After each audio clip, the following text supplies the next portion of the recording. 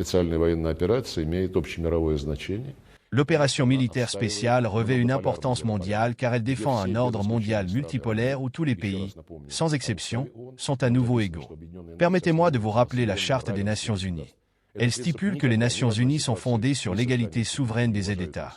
Ce principe n'est jamais respecté ni honoré, dans aucune situation, par les États-Unis ou leurs satellites.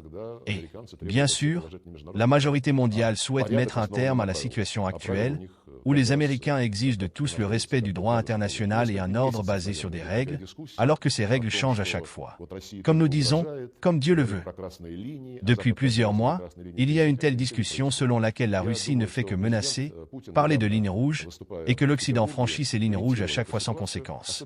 Je pense que le président Poutine, dans son récent discours à Saint-Pétersbourg, a commenté cette situation, notamment dans le contexte des initiatives visant à fournir à l'Ukraine des missiles à longue portée américains, français, britanniques, et à lui permettre de frapper n'importe quelle cible sur le territoire de la Fédération de Russie. Cela équivaudrait à une guerre directe, l'OTAN contre la Russie. Il y a au moins quelques personnes raisonnables à Washington qui en sont conscientes. Actuellement, l'OTAN mène déjà une guerre contre la Russie, mais c'est une guerre hybride menée par des Ukrainiens. Et s'il est question d'armes à missiles à longue portée, il est clair pour tout le monde que les Ukrainiens eux-mêmes ne seront pas en mesure de les utiliser. Le ciblage, les données satellites, les missions de vol, tout cela ne peut être réalisé que par des spécialistes du pays qui produit ces armes. Personne ne veut une guerre nucléaire, nous l'avons répété à maintes reprises, mais je peux vous assurer que nous avons des armes qui auront des conséquences très graves pour les maîtres du régime ukrainien. Et ces armes existent, et elles sont en état de préparation opérationnelle complète. Nos relations avec l'Iran. Ils disent la même chose à propos de la République populaire démocratique de Corée et de l'Iran. Avec n'importe quel autre pays, notre coopération économique, politique, militaro-technique et militaire s'inscrit strictement dans le cadre du droit international, sans violer aucune obligation internationale. Si les États-Unis inventent 10 mensonges par jour, nous accusant de tous les péchés, cela ne signifie rien d'autre qu'ils n'aiment pas la Russie comme concurrent sur la scène internationale. Je le souligne une fois de plus, dans nos relations avec l'Iran ou avec tout autre pays, nous ne violons aucune norme du droit international, y compris celles qui régissent la coopération militaro-technique. Ce qui se passe actuellement aux États-Unis est aussi une manifestation de cette même exclusivité, de ce complexe de supériorité.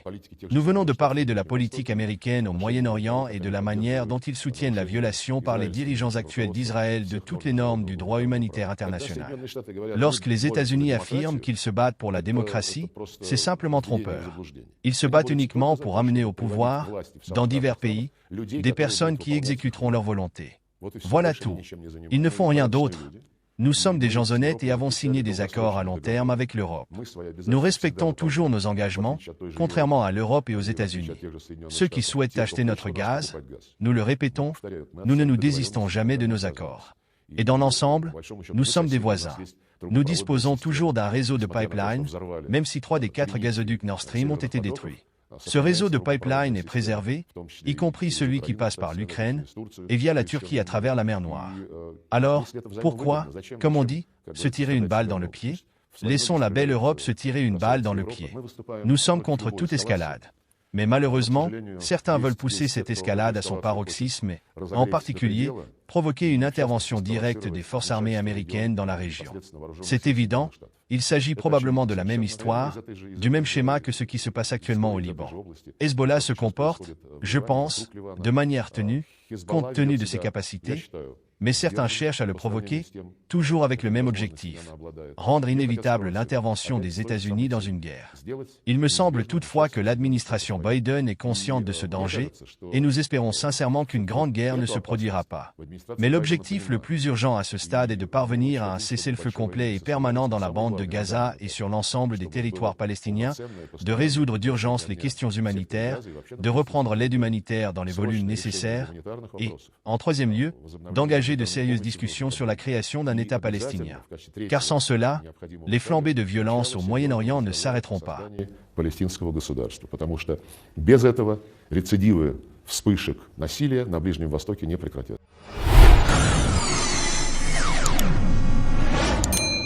Les propos de Sergueï Lavrov s'inscrivent dans une rhétorique profondément enracinée dans la vision multipolaire de la Russie, opposée à ce qu'elle perçoit comme l'hégémonie occidentale, menée par les États-Unis. Lavrov ne se contente pas de dénoncer les actions militaires de l'OTAN ou le soutien à l'Ukraine, mais il appelle à un repositionnement fondamental de l'ordre mondial, basé sur une égalité souveraine entre États. Ce discours révèle une stratégie diplomatique russe visant à rassembler des États non occidentaux autour d'une même idée, celle d'une résistance collective contre un ordre international contrôlé par l'Occident. Cette prise de position met en lumière une réalité plus complexe. La Russie ne se limite pas à une défense militaire ou territoriale, elle engage une bataille idéologique contre un modèle mondial dominé par des règles occidentales qu'elle juge arbitraires et fluctuantes. En insistant sur la violation systématique des lignes rouges par l'Occident, Lavrov prépare l'opinion publique à une légitimation de potentielles ripostes russes, qu'elles soient militaires ou économiques, tout en tentant de délégitimer les actions des États-Unis en les qualifiant d'agressions déguisées sous le masque de la défense de la démocratie. Le passage sur les armes à conséquences graves n'est pas seulement une menace en réponse à l'escalade militaire en Ukraine, mais un message à plus large échelle. Lavrov veut rappeler que la Russie, en tant que puissance militaire, possède la capacité de redéfinir les rapports de force si ses intérêts sont sérieusement menacés. Ce n'est pas tant la guerre conventionnelle qui inquiète ici, mais le spectre d'une guerre asymétrique, voire nucléaire, où la capacité de nuisance russe pourrait dépasser le simple cadre ukrainien. En évoquant des conflits régionaux comme celui au Moyen-Orient, Lavrov tente d'établir une continuité entre la politique étrangère américaine, qu'il qualifie de néocoloniale, et la situation en Ukraine. Cette comparaison n'est pas innocente, elle cherche à créer une solidarité avec les pays du Sud global, souvent critiques des interventions américaines, tout en décrivant la Russie comme un défenseur d'un ordre mondial plus juste, où chaque nation aurait une voix égale. En fin de compte, les propos de Lavrov révèlent la vision russe d'un monde en transition, où la confrontation avec l'Occident n'est pas seulement inévitable, mais nécessaire pour rééquilibrer les rapports de force globaux. Le défi, pour la Russie, est de convaincre les puissances émergentes de la nécessité de cette nouvelle configuration mondiale tout en contenant l'escalade militaire avec l'OTAN. C'est un exercice de subtilité, entre force et diplomatie, qui repose sur la volonté de remodeler l'ordre international à l'avantage des nations non occidentales, tout en se positionnant comme un contrepoids incontournable à l'hégémonie américaine. En somme, les propos de Sergueï Lavrov nous amènent à réfléchir sur la dynamique actuelle des relations internationales et la place que la Russie souhaite occuper dans ce nouvel ordre mondial.